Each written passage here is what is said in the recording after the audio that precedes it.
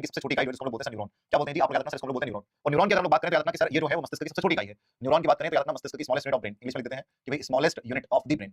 Smallest unit of the आप देखो sir brain मस्तिष्क की सबसे छोटी इकाई अगर आपसे पूछ रहा है न्यूरॉन है। कैसे दिखाई देता है और क्या है न्यूरोट्रांसमीटर ये आप बताओ सर। तो आप सबसे पहले ये देखना कि सर न्यूरॉन कैसे दिखाई देता है। न्यूरॉन का स्ट्रक्चर ये आप देखो सर। ये अपने ब्रेन की सबसे छोटी इकाई है जी।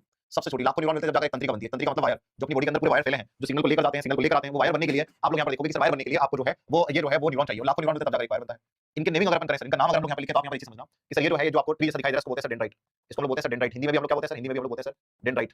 डेंड्राइट के नाम से इसको हम लोग जानते हैं सर। ये अगर आप देखोगे सर ये जो सेंटर में इसको हम लोग बोलते हैं sir soma cell. Soma cell या फिर इसको हम लोग बोलते हैं sir cell body. Soma cell या फिर क्या बोलते हैं सर सेल बॉडी। उसके बाद ये जो आप लोग यहाँ पर देखोगे सर इसको हम लोग बोलते हैं एक्सॉन। क्या बोलते हैं जी? एक्सॉन। तो इसको हम लोग क्या बोलते हैं जी? इसको हम लोग बोलते हैं सर एक्सॉन। ठीक है, आप याद रखना। तो एक आपने देखा सर डेंड्राइट, एक आपने देखा सोमा सेल और एक आपने देखा सर एक्सॉन। ये न्यूरॉन है जी हमारा। न्यूरॉन में सिग्नल को प्राप्त कौन करता है? संदेश को प्राप्त कौन करता है? याद रखना आप लोग कि सर न्यूरॉन में संदेश प्राप्त कौन करता है? संदेश कौन प्राप्त करता है? तो याद रखना सर ये संदेश प्राप्त करता है सर। ये संदेश को प्राप्त करता है। कोई भी संदेश आया तो संदेश को प्राप्त कौन करेगा? ये करेगा सर डेंड्राइट। सोमा सेल आप देखोगे सर संदेश को प्रोसेस करता है सर। ये संदेश को प्रोसेस कहां जाना है, किसे जाना है? संदेश को क्या करता है सर? ये प्रोसेस करता है, प्रोसेस कंप्यूटर जैसा काम करता है सर, प्रोसेस करता है। और एक्सॉन आप देखो सर संदेश को आगे बढ़ाता है सर। एक्सॉन संदेश को आप याद रखना सर आगे बढ़ाता है जी, आगे बढ़ाता है। आगे बढ़ाता है, याद रखना आप लोग कि सर ये संदेश को कहां बढ़ाता है? संदेश को आगे लेकर जाता है।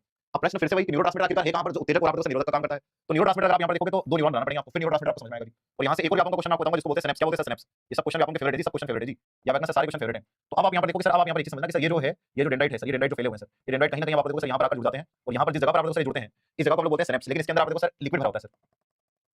ये जहां पर दो न्यूरॉन जुड़े हैं उसको हम बोलते हैं सर सिनेप्स।